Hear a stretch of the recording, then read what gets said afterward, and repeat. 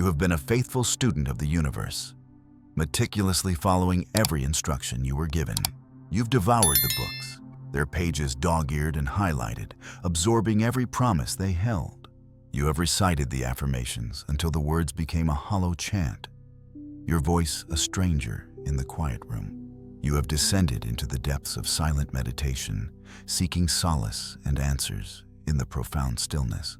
With hands trembling with hope, you have painstakingly crafted magnificent vision boards, each image a vibrant, desperate prayer for a reality that remains tantalizingly out of reach. You have waged a war within your own mind, trying to wrestle every negative thought into submission and replace it with relentless positivity. You've strained to feel gratitude, even when the effort felt like pressing on a bruise, the pain a sharp reminder of all that was lacking. You have forced yourself to visualize a brighter future, painting intricate mental pictures of success and joy, until the images themselves blurred and dissolved into the gray static of your present moment. And yet, after all this exhaustive effort, a chilling stillness remains. Nothing of substance truly changes, or, in a cruel twist of cosmic irony, the things you yearn for seem to slip even further from your grasp, like sand running through clenched fingers. The confusion is a dense fog, the frustration a bitter pill swallowed daily. It is in these moments of quiet despair that a devastating question rises from the depths of your being, a whisper you can barely stand to acknowledge. What, in all of this, am I doing wrong? The answer, when it comes, is not a gentle reassurance, but a stark, uncomfortable truth. A truth that, once seen, will liberate you from the cycle of striving. The universe, you see, has never been responding to your Herculean effort. It was never about the sweat on your brow or the tears you cried in the dark. The cosmos does not operate on a system of rewards for how hard you try or how desperately you ache for something to be different. It is not a benevolent parent watching your struggle and deciding if you are worthy. It is listening to something far more elemental. A silent broadcast you were unaware you were transmitting with every single breath.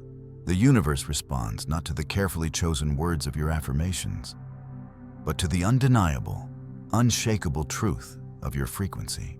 And this frequency, this essential signal of your being, is not shaped by what you declare you want. It is forged in the furnace of what you deeply, unconsciously embody. The vast majority of people are caught in a devastating paradox. They are attempting to manifest a new reality, while unknowingly sending a flurry of contradictory signals into the quantum field. With their conscious minds, they ask for boundless abundance, but their request is transmitted through a nervous system that has been brutally trained for decades by the relentless teacher of lack. Their bodies are an encyclopedia of scarcity. They repeat sacred mantras of self-love and worthiness, yet their physical form still instinctively braces for the familiar sting of rejection, their shoulders tightening at the very thought of vulnerability. They script elaborate, beautiful stories of success and triumph, only to check their bank account with a familiar, gut-wrenching dread that cancels out the entire performance. Consciously, they are screaming for change, but subconsciously, in the vast, hidden 95% of their operating system, they are fundamentally wired to expect more of the same hardship, the same disappointment, the same struggle. And the quantum field, this vast, intelligent mirror, does not pass judgment. It does not weigh your intentions against your history. It simply, and with breathtaking accuracy, reflects your most dominant vibration back to you. The raw, unfiltered truth is that you are not manifesting what you desire. You are, and have always been, manifesting what you are. This is the hidden key, the reason why for so many earnest souls, the journey of manifestation becomes a torturous, repeating cycle of soaring hope, followed by crushing disappointment. The quantum field is not a cosmic vending machine you can manipulate with the currency of your thoughts. It is a living mirror that reflects the coherence of your entire being. And coherence is not a mindset you can adopt like a new coat. It is a profound state of being. It is the moment of pure, unadulterated power. When your thoughts, your deep-seated emotions, and your physical actions all begin to move in the exact same direction. A symphony of unified intention. It is when your very breath, the posture you hold, the silent inner narrative you live by, and the small, seemingly insignificant choices you make throughout your day are all perfectly, flawlessly aligned. Most people are desperately trying to think their way into a new existence, while their body remains a prisoner, shackled to the unresolved traumas and ingrained patterns of the past. The field is indifferent to the words you say you want. It is tuned with laser-like precision to what you actually believe, what you viscerally feel, and how you consistently live. This is where the true transformative work begins.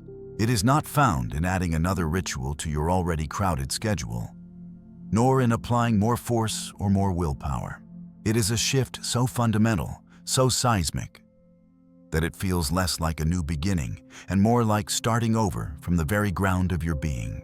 It is a radical shift from seeking to being, from chasing to receiving, and from the exhausting application of force to the effortless hum of resonance. Because in the subtle, powerful realm of quantum manifestation, trying too hard is not a badge of honor. It is a signal of interference. When you push with all your might, you are screaming lack into the void. When you attempt to force an outcome, you transmit the frequency of profound fear. But when you learn to soften, to regulate your internal state, and to return to the quiet power of your center, you finally begin to emit the steady, clear, unwavering signal the universe has been waiting to respond to. So, ask yourself now, with gentle but unflinching honesty, where in your life are you gripping on so tightly that your knuckles are white? Where are you so intensely focused on the final, desired outcome that you have completely forgotten to become the version of yourself who already possesses it? In which hidden corners of your life are you broadcasting a chaotic storm of contradiction, even as you plead with the heavens for clarity? As we journey forward into the heart of this understanding, we will explore the precise nature of what the quantum field responds to, and why the majority of popular techniques only ever manage to scratch the surface of this profound mystery. You will begin to see with startling clarity why true alignment has very little to do with just thinking positively, and everything to do with a full body, full system, cellular integration. You will finally grasp why your subconscious mind, not your carefully crafted affirmations, is the real signal caller in your life, and why manifestation becomes not just possible, but entirely effortless, the very moment you stop trying so desperately hard to make it happen. This journey isn't about the arduous task of becoming more than you are. It's about the gentle, sacred act of remembering the magnificent truth of who you have always been. If the universe remains unmoved by sheer effort, then what does it truly respond to? That is the singular question that, once answered, quietly but irrevocably reshapes the very fabric of everything. The answer is not buried in complex esoteric texts, but it does demand that you unlearn almost everything we have been conditioned to believe about control, willpower, manifestation, and the linear nature of cause and effect. At its most fundamental quantum level, the field is not a system of cosmic rewards and punishments. It is not moral, it is not emotional, and it is certainly not conscious in the limited way we humans understand the concept of consciousness. It is, most simply, a living, intelligent, and extraordinarily sensitive mirror, reflecting the coherence it perceives with an accuracy that is nothing short of stunning. The field does not deliberate on what you deserve based on your good deeds or hard work. It simply and impersonally reflects what you are energetically aligned with, and this alignment is not measured by the fleeting thoughts you entertain. It is measured by the constant, unwavering state of what you are, broadcast across every single layer of your being. So, what precisely constitutes this signal that we are perpetually sending out into the vast responsive field. It is not merely your thoughts, floating like clouds in your consciousness. It is not just your emotions, rising and falling like tides. It is not even your actions, viewed in sterile isolation. The true signal is the harmony, or the cacophony, that exists between them. When your thoughts are forcefully declaring, "I am a vessel of abundance," but your emotional body is still steeped in the corrosive acid of anxiety, and your daily actions are dictated by an undercurrent of deep-seated fear, you are not broadcasting a clear, receivable message. You are transmitting noise. You are sending static, a jumble of contradiction, and the field, in its perfect, reflective nature, mirrors that chaotic transmission back to you in the form of a chaotic life. Confusing outcomes, false starts, tantalizing moments of sudden progress immediately followed by sharp, bewildering reversals. But when your entire system achieves a state of profound coherence, when your thoughts, your emotions, and your physical actions are all pointing in the same unified direction, you begin to transmit a pure, clean, powerful signal, and the field, by its very nature, must begin to organize itself around that new, dominant frequency. The universe does not deliver what you think you have earned. It reflects who you are consistently being. This is precisely why techniques that focus on only one layer of our existence, such as the relentless practice of thinking positively or the mechanical repetition of affirmations, so often end in failure. They are attempting to paint over a single part of a complex system, while the rest of that system continues to broadcast on a completely different and often contradictory frequency. It is akin to trying to tune a radio to your favorite station by only adjusting the volume knob. Until you physically turn the dial and change the underlying frequency, the dissonant music will never change. Now, let us venture even deeper into the mechanics of this reality. In the strange and wonderful world of quantum physics, there exists a principle known as the observer effect. At the subatomic level, the very building blocks of our world, particles do not possess fixed, definite properties until the moment they are observed. Before an act of observation, they exist only as a shimmering cloud of infinite possibilities, a wave function. But the instant that focused attention is placed upon them, that wave of potential collapses into a single, concrete outcome. The very act of observing creates a tangible reality. But here is the critical piece of information that most teachings on manifestation completely miss. The observer is not just your conscious, thinking mind. It is, more powerfully, your subconscious mind as well. And this fact changes absolutely everything. Because while your conscious mind may be diligently focused on a beautiful, worthy goal, your subconscious, the vast, powerful engine running your life, might still be operating from a script written by past trauma, deeply ingrained fear, or limiting beliefs inherited from generations past. This means that even as you are consciously trying to manifest wealth and abundance, your subconscious observer is simultaneously watching for imminent threats, anticipating financial loss, and bracing for the familiar pain of failure. And the field? The field listens to that deeper, more powerful, more consistent signal. It collapses the wave of possibility into outcomes that reflect not your fleeting conscious desires, but your deeply embedded subconscious expectations. This is the tragic reason why so many people remain profoundly stuck. They meditate, they journal, they visualize with all their might, and yet their life refuses to move. It is because they are meticulously aligning on the surface, while unknowingly broadcasting utter chaos from the depths beneath. The subconscious mind, which runs nearly 95% of your life, becomes the true, dominant observer. And in the quantum field, it is the observer who shapes the result. But the story gets even more fascinating.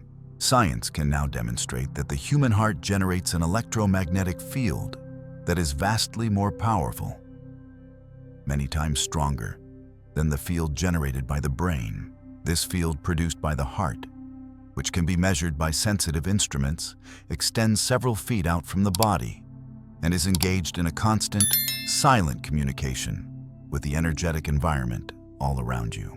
When your heart and your brain are brought into sync, a state known as heart coherence, when what you are thinking and what you are profoundly feeling are in perfect resonance, you become an extraordinarily powerful transmitter. Your personal energy becomes coherent, and coherent energy in the quantum field has a gravitational pull. This is not beautiful poetry. It is the cutting edge of physics. When the signal you send out is whole, unified, and coherent, the universe has no choice but to begin organizing itself around it. When the signal you send is fragmented and contradictory, so too will be the response you receive. The quantum field speaks only one language, the language of coherence. And true coherence is never created in your head.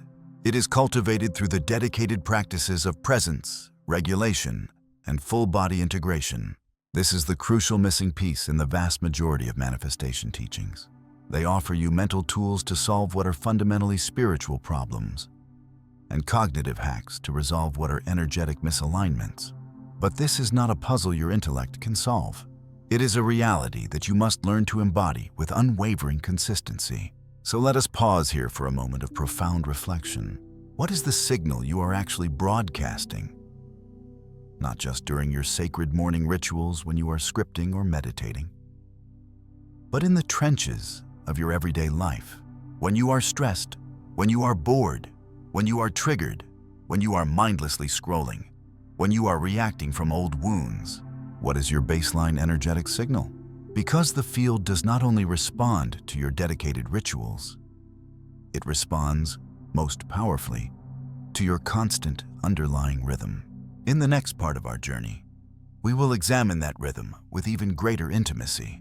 We will explore the critical role of the nervous system, not merely as a biological network, but as your primary energetic transmitter. Because if your body is fundamentally stuck in a state of survival, it doesn't matter how beautifully you think. The field listens to your vibration, and that vibration begins deep within your physiology. Now that we have come to understand that the quantum field responds to the unwavering signal of coherence, not to strenuous effort, and that your subconscious mind plays the pivotal role in shaping the experiences that unfold before you, we must ask the next, most essential question. What part of you is actually broadcasting your dominant signal every single moment of every single day? The answer is not your fleeting thoughts. It is not your declared goals. It is your nervous system. Your nervous system is the sacred interface between the landscape of your inner state and the vast, intelligent external field. It is the system that processes every nuance of safety, threat, stability, and uncertainty, long before your conscious mind has even had a chance to attach words or a story to the experience. And more often than not, it is this primal, powerful nervous system, not your noble intention, that ultimately decides which frequency you are actually transmitting into the world. You might be spending your mornings visualizing an ocean of abundance, repeating with conviction that you are open and ready to receive more.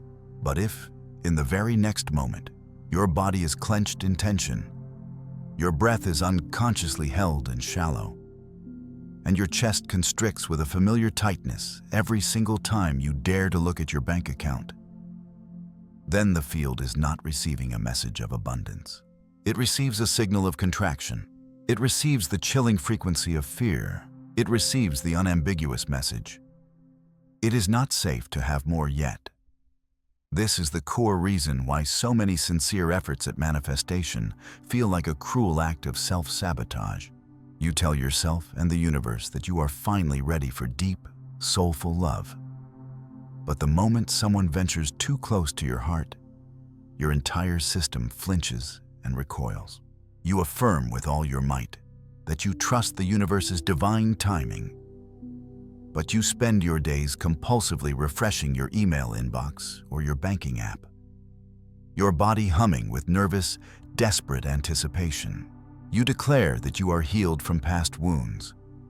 But a single difficult conversation can instantly trigger your oldest, most painful traumas. And you are left wondering, why can't I ever break through this pattern? The answer is at once simple and profoundly confronting. Your nervous system does not lie, even when your mind desperately wants to. We have been raised in a culture that glorifies the power of the mind over the wisdom of the body. A culture that teaches us to override our physical sensations, to suppress our inconvenient emotions, and to rationalize away our pain. But in the quantum realm, raw energy is the only truth, and your body is the sacred instrument that plays its music. When your body is perpetually stuck in a state of hypervigilance, constantly scanning for danger, your signal is one of pure distortion. When your body is frozen and shut down in response to overwhelming stress, your signal is one of absence, a void in the field. And no amount of mental gymnastics or intellectual clarity can ever override the powerful broadcast of a dysregulated body. You can only ever manifest from the state you are currently in, not from the idealized state you hope to one day reach. This is the hidden reason why people who seem to be doing everything right, the meditating, the affirming, the visualizing, still feel hopelessly stuck.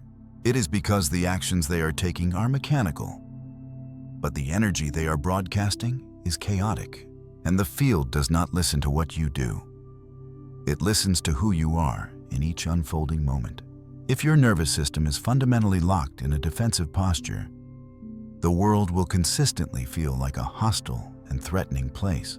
If your nervous system is deeply rooted in a state of safety and openness, the world will miraculously begin to feel like a welcoming and supportive place. The outer reality will always, without exception, mirror the inner state. This realization is not meant to be a source of blame, but rather an invitation to profound compassion and heightened awareness. Many of us are unknowingly carrying years, sometimes even generations, of nervous system wiring that has been shaped by trauma, by scarcity, by fear, or by a deep sense of disconnection. That inherited wiring is not your fault, but reclaiming and retraining it is, without question, your responsibility, because no one else can regulate your frequency for you. That is your work. That is your power. And here is the beautiful, liberating news. Your nervous system is not a fixed, immutable sentence. It is remarkably adaptable. It is plastic. It can be lovingly retuned and rewired, not through brute force, but through gentle consistency. Every single time you consciously choose to breathe deeply into your belly instead of reacting from a place of panic. Every time you intentionally soften your body instead of bracing for impact.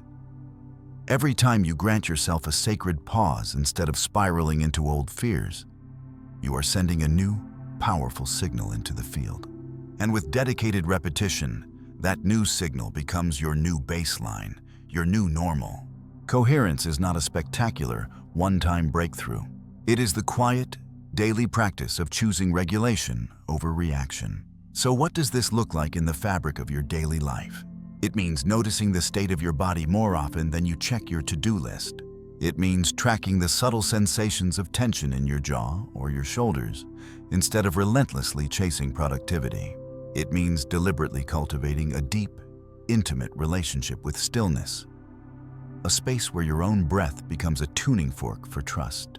Because in the end, your ability to receive all that you desire is directly and inextricably tied to your capacity to feel safe in your own skin.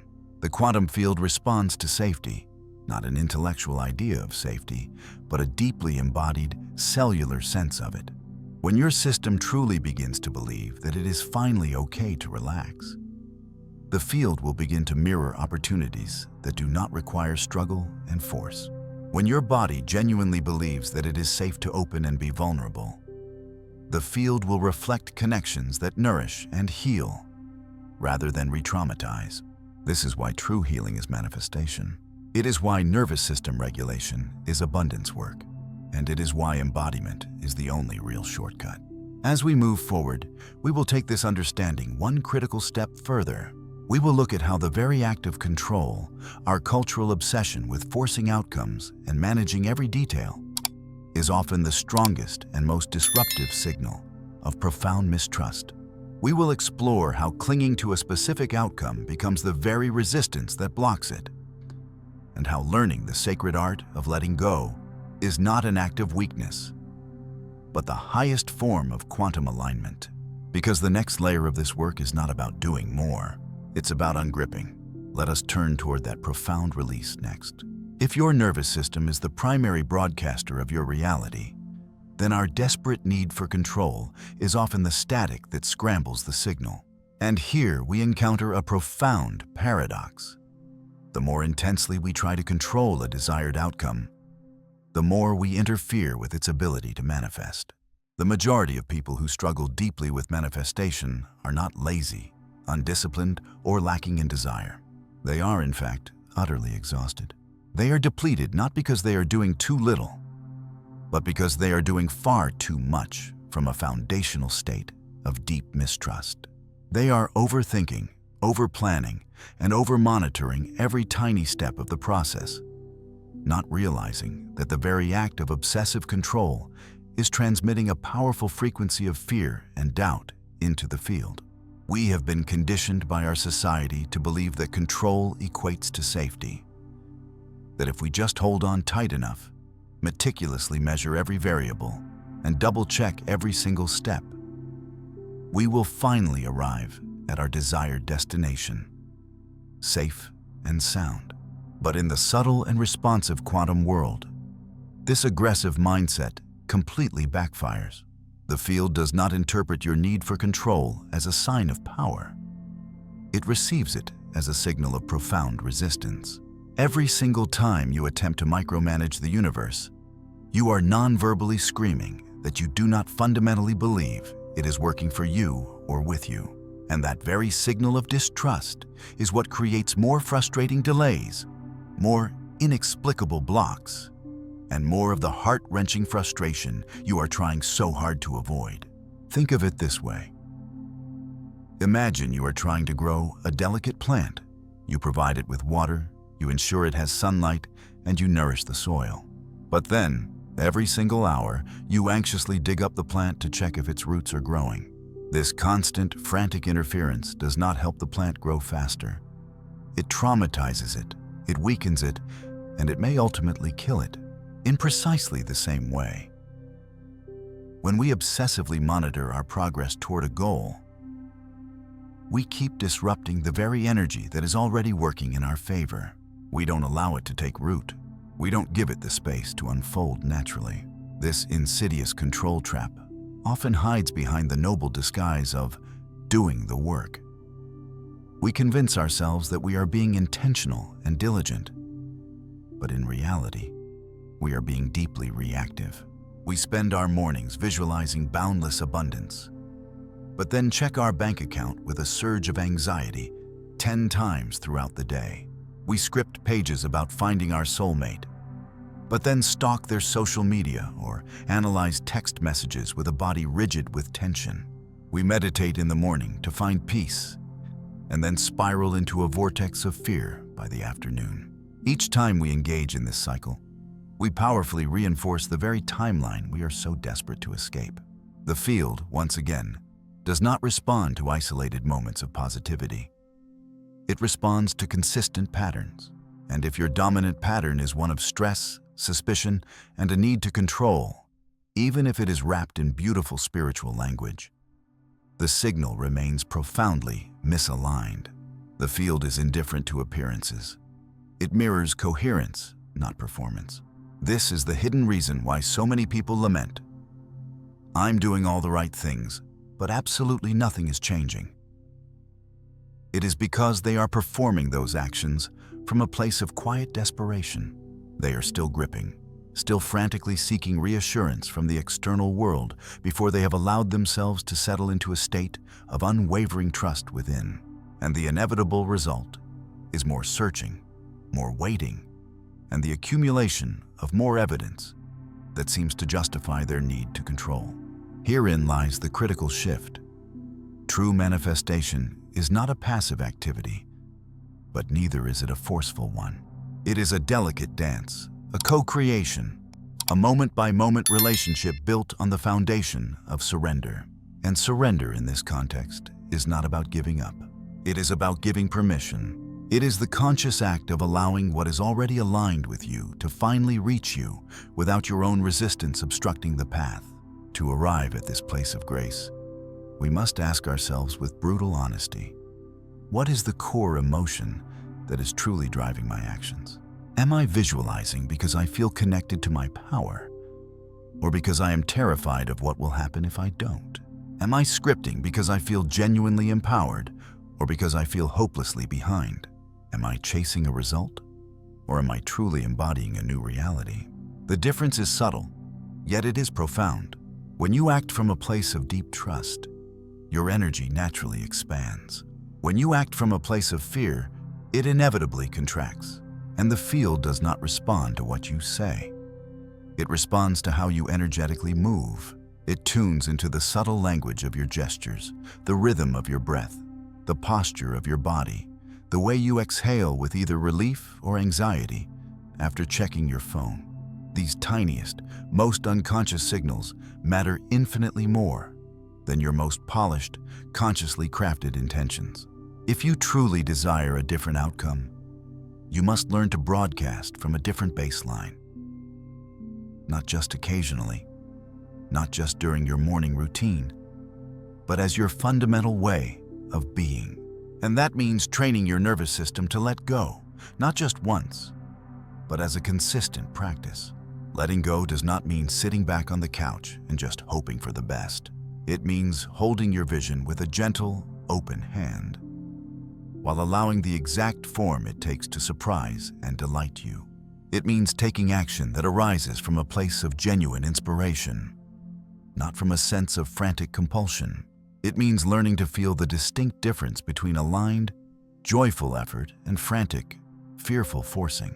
So, take a deep breath right now. Ask yourself, where in my life am I clinging the hardest? What would it feel like in my body to soften my grip by just 10%? Not to give up, but simply to give the universe some room to work. What might happen if I chose to loosen my grip, even for just one day? Because in the quantum realm, release is not weakness, it is calibration. And when you learn to lead with a posture of openness, you finally stop sending out the desperate signal that something is missing. You begin, instead, to resonate with the version of reality where what you seek is already here. In the next section, we will explore exactly how to step into that version. Not by wishing for it, but by fully embodying it. Because coherence isn't about thinking differently, it's about becoming different. And everything you have been so desperately trying to manifest is already vibrating on a frequency that is simply waiting for you to match it. Everything you have heard and absorbed so far leads us to this pivotal, transformative moment. The profound realization that true manifestation does not occur through the force of desire, but through the grace of embodiment. This is the precise point where most people falter. Not because they are lacking in clarity or even in discipline, but because they are trying to receive from a frequency they have not yet managed to become. They are waiting for the external world to change first, to give them permission to finally shift their internal state. But in the paradoxical world of quantum reality, the exact reverse is true. You do not manifest the life you want by chasing it down. You manifest it by courageously becoming the version of yourself who already lives that reality, here and now. This is not a call for pretending. It is not about faking it till you make it, or acting as if you are blissfully happy when your heart is breaking. It is a much deeper, more authentic process of consciously tuning your entire system, your breath, your nervous system, your thoughts, your daily habits, into perfect resonance with the reality you wish to experience. In other words, you must become the signal first, so that the material form has no choice but to follow. Let's break this down into tangible terms. If you want to attract profound, authentic love, do not just spend your time visualizing a partner. Instead, ask yourself a more powerful question. Would the version of me who is already deeply loved and truly seen be obsessively checking her messages, overanalyzing every word, and questioning her fundamental worth after every single interaction? Or would she be more present, more open-hearted, more self-honoring? That embodied version of you might speak more softly and kindly to yourself. They might take a sacred pause before reacting from an old wound. They might have the strength to say no, where you have always habitually said yes. That is embodiment. If it is financial abundance you wish to manifest, the work is not in repeating, "I am rich," while your body is bracing for the next bill. It is about intentionally training your body to feel the visceral sensation of enough and even more than enough. Perhaps this means taking a slower, more deliberate walk through the grocery store, appreciating the abundance around you instead of rushing through in a state of lack. Maybe you tip a bit more generously, even just a single dollar more, as a powerful affirmation to yourself that there is always more where that came from. Perhaps it means you finally break the compulsive habit of checking your bank account 5 times a day, and instead you start a new practice of noticing all the things in your life that are already working, that are already abundant. These seemingly small micro shifts in behavior send a potent signal into the field. I trust that this is already unfolding for me. If it is vibrant health you desire, embodiment means you must stop obsessing over every symptom and fearing every minor ache. It means you begin to give your body love and appreciation, not punishment and criticism. It means moving it with care and joy, feeding it with reverence, and speaking to it like a cherished ally, not a broken enemy. You consciously stop looking for everything that is wrong, and you start deliberately nurturing everything that is right. This shift, while subtle, is absolutely seismic in the quantum field. Manifestation is not about proving to the universe that you are finally worthy of its gifts. It is about courageously becoming an energetic match for the reality that already exists, waiting for you. Everything you want is already vibrating on a specific frequency. It does not exist in some distant future. It exists in a parallel dimension, right here, right now, simply tuned to a different signal. When you learn to become that signal, the timelines collapse. What once felt impossibly distant begins to materialize in your life. Not because you forced it to, but because you finally met it where it was. This is why embodiment is so much more profound than simple action. It is not about hustling harder or checking more boxes off a list. It is about infusing every single choice you make, from the mundane to the monumental, with the core energy of the outcome you desire. It means brushing your teeth as someone who knows their own worth. It's replying to a text message as someone who is already cherished and loved. It is showing up to your own life, not as someone waiting to be chosen, but as the one who is doing the choosing, again and again and again. And yes, this path requires immense courage, because there will inevitably be days when the outer world shows you absolutely no evidence of change. Days when your bank account still looks painfully thin, when no one is texting you back, when your body still aches with familiar pains. But the true defining test of embodiment is this: can you remain fiercely loyal to your new frequency, even when your current circumstances have not yet caught up? The most powerful manifestors in the world are not chasing outcomes. They are calibrating their inner state. They are not addicted to results. They are committed to their own alignment, and from that place of unwavering internal coherence, their life begins to bend and reshape itself around them. Not because they arrogantly demanded it, but because their signal became undeniable. So pause again right now in this moment. Ask yourself, what would the version of me who already has everything I desire do today? How would they sit in this chair? How would they breathe? What choices would they make? Not to get there, but because they are already there. Because that powerful version of you already exists, and the field is listening. In the next chapter, we will discuss the crucial practice of what to do when that precious frequency inevitably wobbles, when the cold hand of fear creeps back in, When the old, familiar timeline starts to pull you back by the ankle, because it will. And knowing how to consciously return to coherence is every bit as important as learning how to reach it in the first place. No matter how masterful you become at holding your alignment, life will test it. This is not because the universe is cruel or wishes to see you fail, but because it is relentlessly honest. You might experience glorious days, even weeks, where you feel powerful, connected, and completely in the flow of life. Then suddenly something shifts. An unexpected bill arrives in the mail. A difficult conversation throws you off balance, or a familiar wave of self-doubt you thought you had long since outgrown washes over you.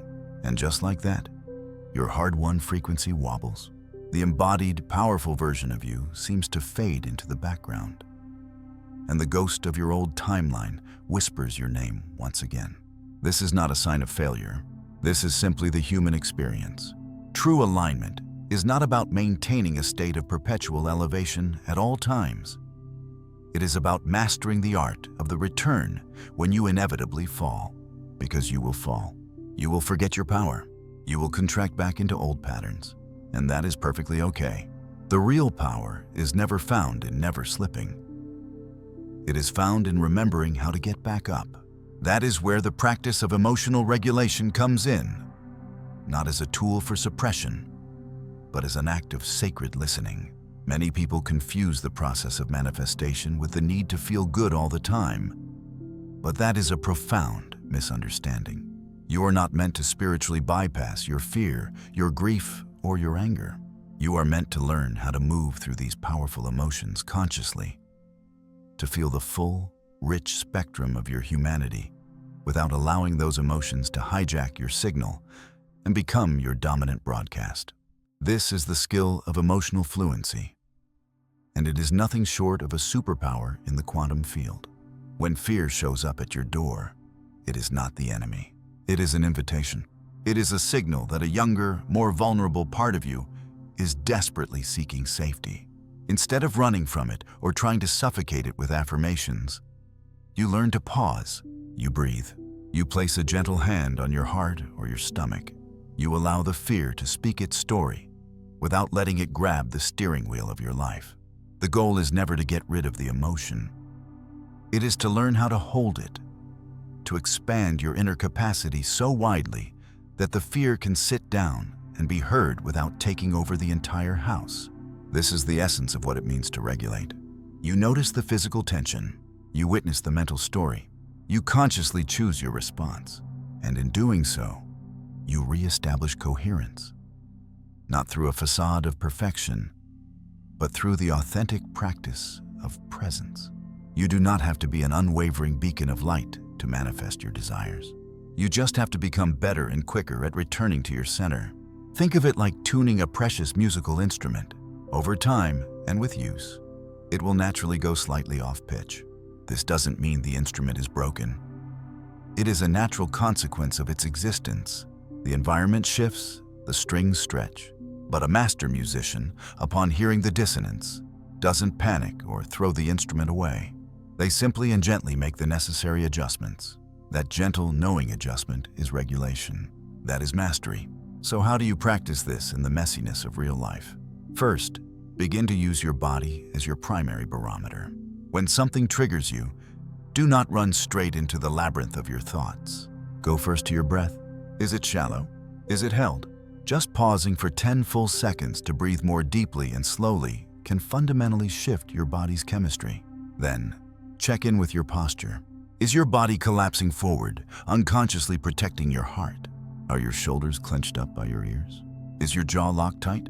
These seemingly insignificant micro-tensions are sending macro signals of distress into the field. Soften wherever you can. Second, learn to recognize your mind's emotional loops. Your mind will often try to protect you by endlessly rehearsing worst-case scenarios, operating under the false belief that overthinking is a form of preparation and safety. But in truth, every rotation of that negative loop weakens your signal. The moment you catch yourself spiraling, you must interrupt the pattern. Not with force, but with gentle redirection. Ask a better question. What is a more useful or empowering thought I can choose right now? What would my highest, most aligned self say to this fearful part of me? Third, anchor yourself in daily rituals that actively restore regulation. Maybe it's a quiet walk in nature without your phone. Perhaps it's a few minutes of profound silence with your hand placed over your heart. It could be a mantra whispered gently to yourself whenever doubt begins to rise. These are not just nice habits. They are acts of energetic hygiene. They are how you clear the static from your broadcast, ground your signal, and remind the field, despite this wobble, I'm still here. I'm still choosing this new frequency. And finally, you must give yourself radical permission to be imperfect. The field does not demand a flawless frequency. It simply and faithfully reflects your dominant patterns. This means that one bad hour, or even one bad day, does not cancel out all of your good work. What matters most is where you choose to return and how quickly and consistently you make that choice. In the final part of this journey, we will explore how to make this entire process truly sustainable. Not just something you practice when life is calm and smooth, but something you can live and breathe, even when life is challenging and chaotic. Because manifestation is not a performance you put on for the universe. It is a way of being, a way of relating to the quantum field not as a tool to be manipulated, but as a sacred partner in the dance of creation. Let us close this sacred circle together. After all that we have explored, the depths of coherence, the power of embodiment, the grace of regulation, there is one final, quiet truth that rises above them all. This work is not a clever trick. It is not a method you try out for a few weeks to see if it works. It is not a secret code that you crack once and then possess forever.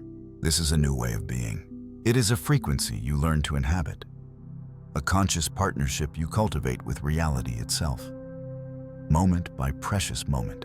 Far too many people approach manifestation as if it were a checklist.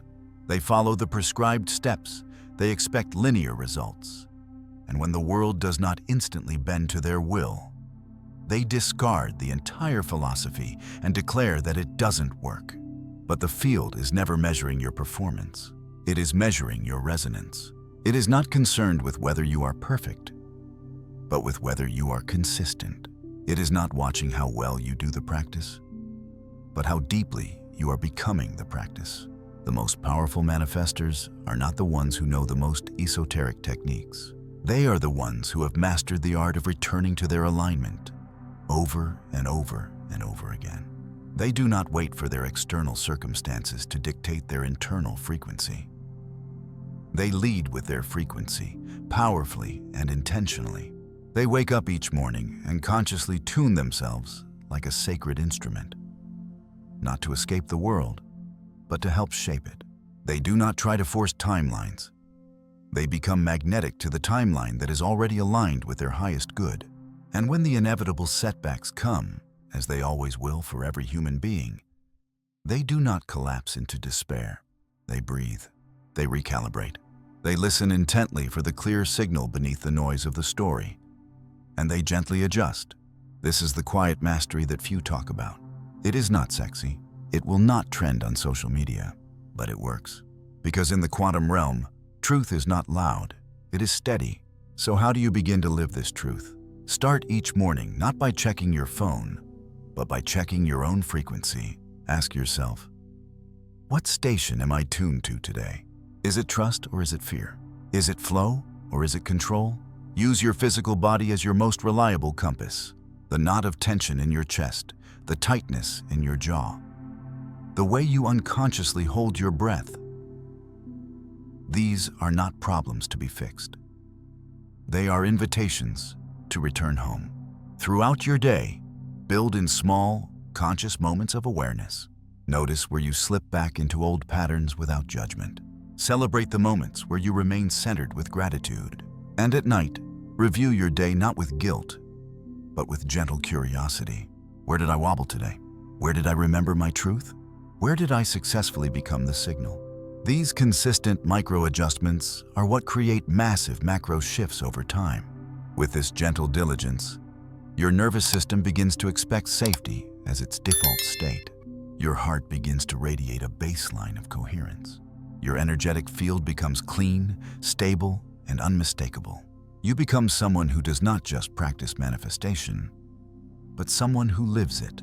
But here is something most people miss on this solitary journey. You do not have to do this alone. We are, by our very nature, social, energetic beings. We co-regulate with each other. We entrain to the frequencies of the people around us. When you intentionally surround yourself with other people who are also consciously choosing coherence, your own field strengthens exponentially. When you engage in conversations that affirm the person you are becoming, not the person you once were, you stabilize your new frequency much faster. So, curate your environment with the precision of an artist. Choose to listen to voices that lift your signal. Fill your physical and digital spaces with reminders of who you truly are. Because seeking support is not a sign of weakness. It is a powerful, energetic strategy. And always remember, there is no finish line. This is not a race to a destination called arrived. This is a continuous process of evolving. You are a living, breathing frequency. You are the field itself. You are both the observer and the observed. And in every single moment that you choose to align, the universe rushes to align with you. Manifestation is not about getting more things. It is about remembering that, at your core, you already are everything. So please, take this understanding with you. Let it echo in the cells of your body, long after these words have faded. Let this be the beginning of a new, more intimate relationship. Not just with the quantum field, but with the magnificent truth of yourself. And if something within you feels clearer now, if there is a discernible softening in your chest, a new steadiness in your breath, a quiet but profound yes resonating in your gut, honor that feeling. It is the proof that you are already becoming it. If this message resonated deep within you, consider leaving a single word in the comments. One that captures the essence of the energy you're now stepping into. It might be trust, or ease, or openness, or something uniquely your own. Let that single word be your anchor, your signal, and your sacred starting point. And if you feel called to continue walking this path together, I warmly invite you to subscribe. Not just to a channel, but to a frequency, to a shared space where we all gather to remember who we truly are and what we are here to create.